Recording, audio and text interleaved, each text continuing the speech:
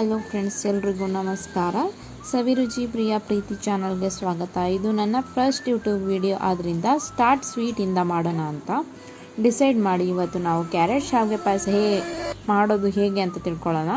ಮೊದಲಿಗೆ ಒಂದು ಕ್ಯಾರೆಟ್ನ ತೊಗೊಂಡಿದ್ದೀನಿ, ಅದನ್ನ ಚೆನ್ನಾಗಿ ತುರಿದಿಟ್ಕೊಳ್ಳೋಣ. ಇದು ತಿನ್ನೋಕ್ಕೂ ಚೆನ್ನಾಗಿರುತ್ತೆ ಮತ್ತು ಟೇಸ್ಟಿಯಾಗಿರುತ್ತೆ. ಇದನ್ನು ಮಾಡೋದು ಕೂಡ ಈಸಿ. ಗೆಸ್ಟ್ ಅಥವಾ ಫಂಕ್ಷನ್ ಹಬ್ಬಕ್ಕೆ ಸುಲಭವಾಗಿ ಮಾಡ್ಕೋಬೋದು. ಕ್ಯಾರೆಟ್ನ ಚೆನ್ನಾಗಿ ತುರ್ಕೊಂಡ್ಮೇಲೆ ಮೊದಲಿಗೆ ನಾವು ಒಂದು ಬಾಣಲೆನ ತಗೊಳ್ಳೋಣ. ಅದನ್ನು ಕಾಯೋಕ್ಕೆ ಒಲೆ ಮೇಲೆ ಇಟ್ಟು ಸ್ವಲ್ಪ ತುಪ್ಪ ತಗೊಳ್ಳೋಣ. ಇದು ನಾಟಿ ತುಪ್ಪ, ಮನೆಯಲ್ಲೇ ಮಾಡಿರೋದು. ಸ್ವಲ್ಪ ತುಪ್ಪ ಸೇರಿಸ್ಕೊಳ್ಳೋಣ ಬಾಣಲೆಗೆ. ಅದು ಕಾದ್ಮೇಲೆ ಅದಕ್ಕೆ ಸ್ವಲ್ಪ ಶಾವಿಗೆ 1 ಕಪ್ ಸೇರಿಸಿ ಲೋ ಫ್ಲೇಮಲ್ಲೇ ಹುರಿಯೋಣ.